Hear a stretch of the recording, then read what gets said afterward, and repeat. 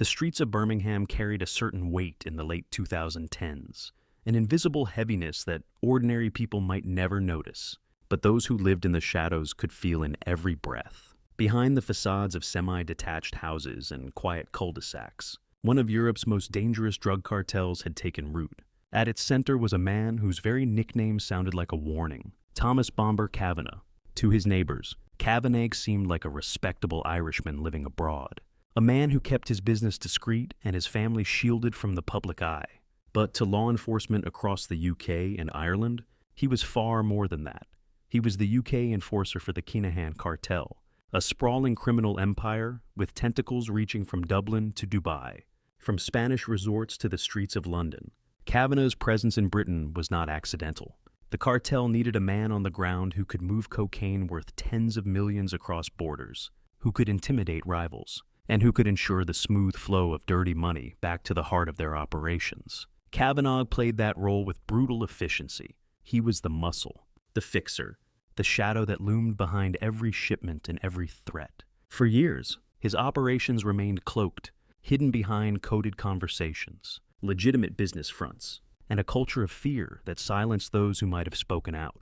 Yet no empire is invincible. Behind the scenes, investigators had begun to close in. Surveillance cameras watched his every movement. Intercepted phone calls revealed cracks in his armor. And in 2019, the illusion of untouchability shattered when police pulled open a truck to reveal an enormous cache of cocaine, its value running into tens of millions of pounds. The arrest of Thomas Kavanagh was more than just the downfall of one man. It was a seismic moment in the ongoing war between law enforcement and organized crime in the UK and Ireland. His capture exposed the scale of the Kinahan cartel's influence on British soil and revealed just how deeply Europe's underworld had become intertwined. This is the story of the rise and fall of Thomas Bomber Kavanagh, the cartel's iron fist in the UK, the man who thought he could stay hidden in plain sight, and the police operation that finally brought him to his knees. Thomas Bomber. Kavanagh's arrest was not a standalone incident. It was the culmination of years of suspicion, surveillance, and patient detective work against one of the most powerful crime syndicates in Europe, the Kinahan Cartel. Born out of Dublin's violent drug wars of the 1990s, had expanded into an international organization controlling the supply of cocaine into Britain, Ireland, and beyond. Their profits ran into billions. But like any global enterprise, they needed trusted lieutenants to manage key territories.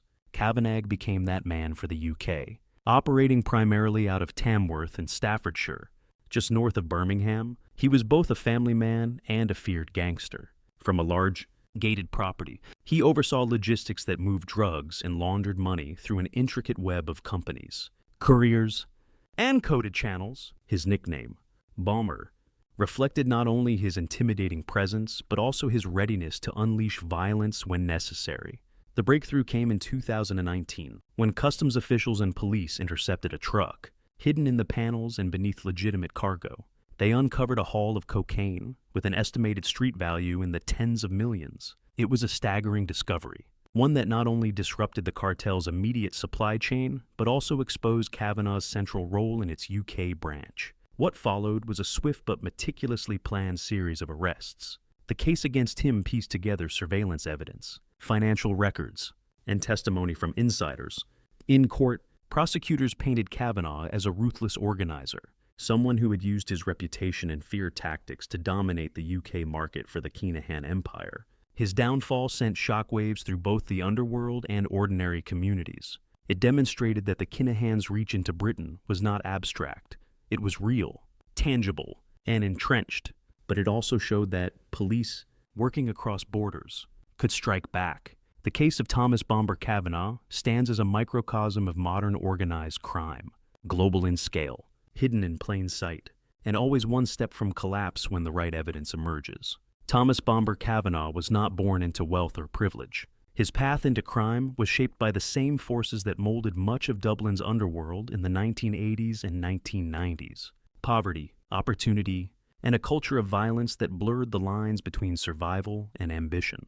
Kavanagh grew up in Ireland, where the Kinahan name was already beginning to rise in notoriety. Daniel Kinahan and his father, Christy Dapper Don Kinahan, had established themselves as key figures in Dublin's heroin trade, before expanding into the much more lucrative cocaine market. For young men like Kavanagh, aligning with such a powerful syndicate offered wealth, protection, and status far beyond what ordinary life could provide. The Kinahans needed soldiers, people they could trust to enforce debts, manage disputes, and secure shipments. Kavanagh's combination of physical presence and ruthless reputation made him an ideal candidate. Over time, he proved himself more than just muscle. He understood logistics, hierarchy, and the value of discretion. By the time he moved to England permanently, he was already a seasoned operator with deep ties to the cartel's leadership. Settling in Tamworth, Staffordshire, Kavanagh cultivated a dual identity. On one side was the image of a settled family man, living with his wife and children in a large gated property. On the other was the enforcer, the man whose word carried weight across Birmingham, London, and the Irish Sea. Locals sometimes whispered about the expensive cars that passed through his driveway, or the visitors from Dublin who arrived without explanation. Still, his ability to blend into a quiet English town helped him avoid scrutiny for years. The main characters orbiting Kavanagh's life tell a larger story of the Kinahan network. At the top sat Daniel Kinahan, often described as the mastermind of the cartel, now living in Dubai and running operations with a businessman's veneer. His father, Christie Sr., carried the old-school gravitas of a godfather, maintaining the organization's legacy and wealth. Beneath them were a constellation of lieutenants, couriers, accountants, or smugglers who formed the logistical backbone of the enterprise. Kavanagh's role was both strategic and brutal. When negotiations failed, he enforced order. When shipments needed security, he arranged the transport. And when rivals threatened the cartel's dominance in Britain, he made sure the threat disappeared, sometimes through intimidation, sometimes through violence. His presence was the cartel's insurance policy on UK soil. This network wasn't limited to Ireland and Britain. Spain's Costa del Sol, a favorite haven for Irish gangsters, served as another hub. Dubai became a command center. Money laundering stretched into the Netherlands, Belgium, and beyond. But in the UK, one name kept resurfacing in police intelligence reports: Thomas Bomber Kavanagh. He was the connective tissue between the Kinahans' Irish roots and their British ambitions. By the late 20s and 10s, Kavanagh had grown into more than just an enforcer. He was a kingpin in his own right, orchestrating operations worth tens of millions. Yet with each success, the attention of law enforcement grew sharper, and the walls of secrecy began to thin. To understand Thomas Bomber Kavanagh's power, one must look at the machinery of crime he helped run in the United Kingdom. The Kinahan cartel was not a loose group of thugs. It was a multinational business empire dealing in narcotics. Kavanagh's branch of that empire specialized in moving enormous quantities of cocaine across borders, concealing it in trucks, cars, and shipping containers that blended seamlessly into legitimate trade routes. At the center of his operation was logistics. The UK is both an island and a hub. Ports, highways, and airports form arteries through which millions of goods flow daily. Kavanagh exploited that infrastructure. Trucks carrying seemingly ordinary cargo would conceal packages of cocaine worth millions. The drugs came in from mainland Europe, often through the Netherlands or Belgium, before slipping across the channel into Britain. Once inside the country, the product was broken down, distributed, and sold on the streets of cities from London to Manchester. His headquarters in Tamworth was no ordinary suburban home. Behind the high gates and security systems, it functioned like a command center. Trusted lieutenants would arrive to discuss shipments and payments. Vehicles were regularly rotated, and phones were frequently discarded to minimize surveillance risks. Money was laundered through a combination of cash businesses, property investments, and front companies. Some of these businesses looked completely legitimate from the outside. A car dealership here, a transport company there, but each was designed to blur the trail of cartel profits. Kavanagh also maintained a network of couriers, men willing to drive across borders, carrying hidden compartments stuffed with cash or drugs. Their loyalty was reinforced by both fear and financial reward. Those who considered betrayal quickly learned that the cartel's reputation for violence was not an empty threat. It was whispered in pubs and on street corners that Kavanagh could make people disappear, that debts to him were always collected, one way or another. But perhaps the most striking element of his operation was its scale. In 2019, when police intercepted a truck and discovered cocaine worth tens of millions of pounds, It was clear that Kavanagh was not just a middleman. He was orchestrating shipments on a level usually reserved for international cartels in South America. The sheer volume suggested not only access to suppliers at the source, but also sophisticated channels of distribution across Europe. Despite the cloak of secrecy, cracks began to form. Surveillance revealed patterns, frequent trips, coded conversations, unexplained wealth. Investigators built a picture of an organization running parallel to normal society, hidden in plain sight. And at the center of that picture, again and again, stood Thomas Bomber Kavanagh, the enforcer turned orchestrator, the man who made the Kinahans untouchable in Britain until the day he wasn't. By the time Thomas Bomber Kavanagh's name was firmly in the crosshairs, British law enforcement had already learned painful lessons about the Kinahan cartel. Previous cases had shown how deeply the organization infiltrated legitimate industries and how ruthlessly it protected its interests. To bring down someone like Kavanagh, the police could not rely on a single raid or an informant's whisper. They needed patience, coordination, and a web of surveillance stretching across borders. The National Crime Agency (NCA), often described as the UK's equivalent of the FBI, took the lead. Working with customs officials and local police forces, the NCA launched an extensive operation targeting the Kinahan's UK infrastructure. Surveillance teams followed vehicles, recorded patterns of movement, and installed covert cameras. Every suspicious shipment, every cash drop, was catalogued. They built a mosaic of evidence, each tile small on its own, but devastating in combination. Wiretaps and intercepted communications added another layer. The cartel often spoke in code, using terms that seemed harmless but referred to drugs or money. Yet patterns emerged. Investigators slowly deciphered the language, piecing together details of shipments that were planned, executed, and then concealed within the flow of everyday commerce. Meanwhile, customs officers at ports and borders were on high alert. Random inspections became carefully calculated operations, guided by intelligence from the NCA. It was during one of these inspections in 2019 that officers uncovered the jackpot, a hidden consignment of cocaine worth tens of millions of pounds. It was more than just a seizure. It was proof that Kavanagh's network was operating at the highest level of organized crime. The discovery set in motion a cascade of action. Search warrants were prepared. Financial records were traced to front companies linked to Kavanagh. International partners in Ireland, Spain, and the Netherlands shared intelligence, closing gaps that criminals often exploited. Bit by bit, the secrecy that had shielded the Kinahans began to crumble. What distinguished this investigation was its scale and persistence. Kavanagh had lived in Tamworth for years, cultivating the aura of a respectable businessman. But behind that suburban calm, law enforcement had been watching, waiting for the right moment. That moment arrived with the cocaine seizure, transforming suspicion into hard evidence. The hunter had finally found his prey. Every criminal empire eventually faces the moment when its carefully woven web begins to unravel. For Thomas Bomber Kavanagh, that moment came in 2019. Until then, he had managed to maintain the delicate balance of fear, loyalty, and secrecy that kept his operation alive. But one truckload of cocaine changed everything. It was a seemingly routine journey, another lorry making its way across borders, carrying what appeared to be legitimate goods. But customs officers, armed with intelligence from months of surveillance, flagged it for inspection as the panels were stripped away. The true cargo emerged, packages of pure cocaine, compressed and wrapped, hidden deep within the vehicle's structure. The street value ran into the tens of millions of pounds. It was a staggering haul, one that could not be dismissed as a mistake or a one-off job. The seizure provided police with the golden thread they needed to unravel the entire tapestry of Kavanagh's operation. For years, suspicions had circled him, but nothing concrete could stick.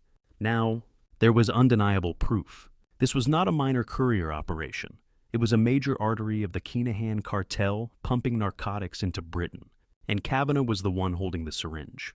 Behind the scenes, the interception triggered a shift in strategy. Investigators who had once been cautious began moving with precision.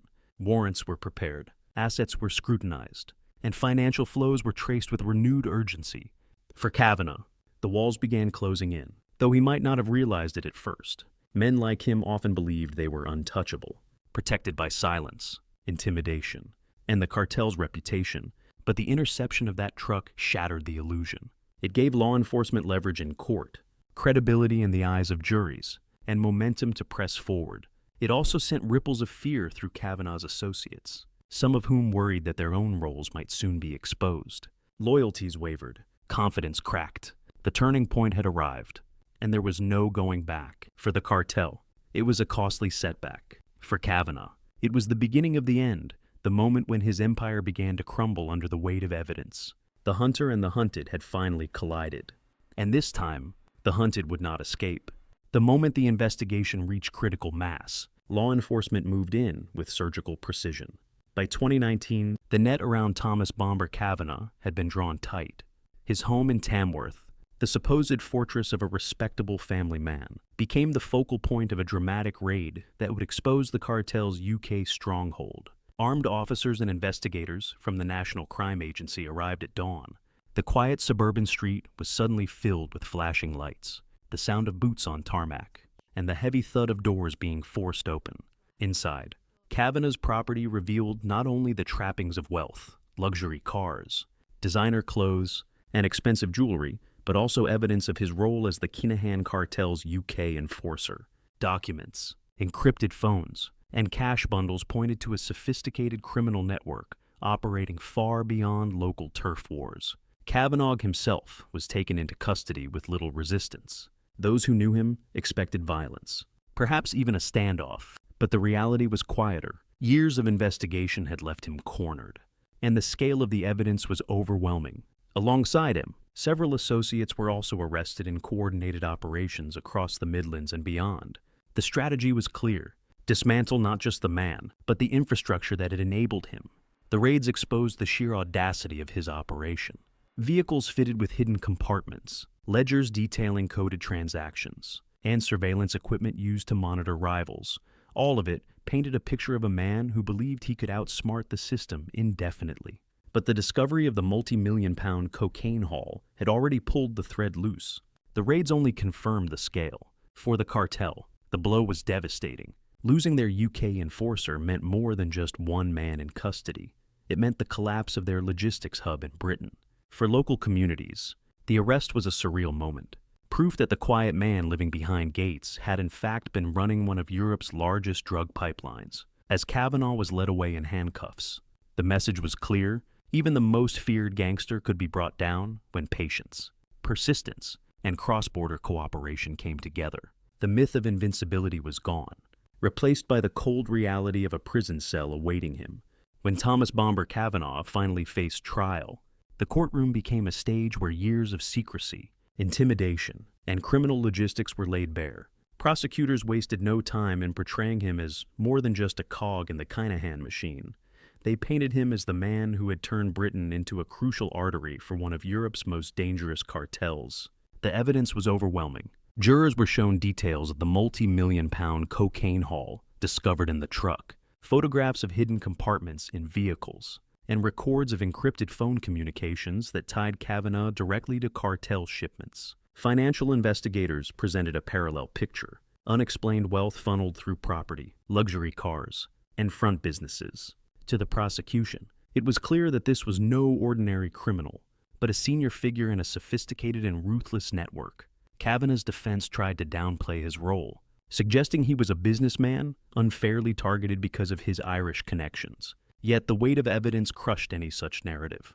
Witnesses described his reputation for violence and his position as the cartel's enforcer. Surveillance footage showed his frequent meetings with known associates. Piece by piece, the mosaic assembled by the National Crime Agency was put on display, leaving little room for doubt.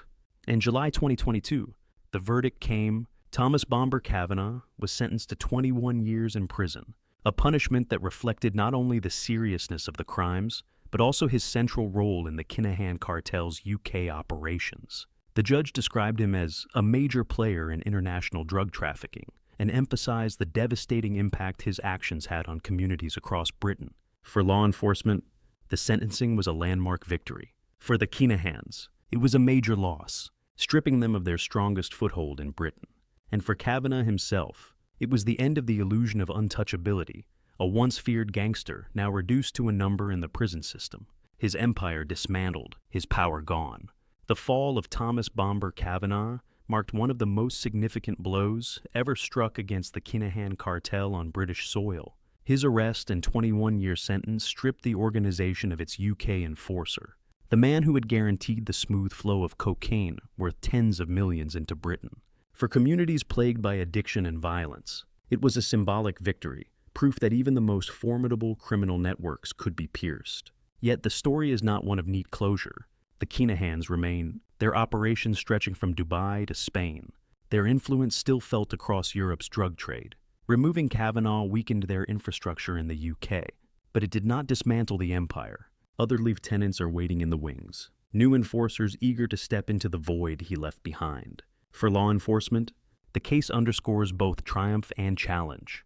Yes, a feared gangster was taken down, but the resources, patience, and international cooperation required to bring him to justice highlight just how resilient and adaptive organized crime has become. As for Kavanagh, the man once known as Bomber, his empire lies in ruins, and his family life has been consumed by the shadow of his crimes. The question that lingers is whether his downfall will truly weaken the Kinahan machine, or whether it will serve only as a cautionary tale of one enforcer who believed he could hide forever in plain sight.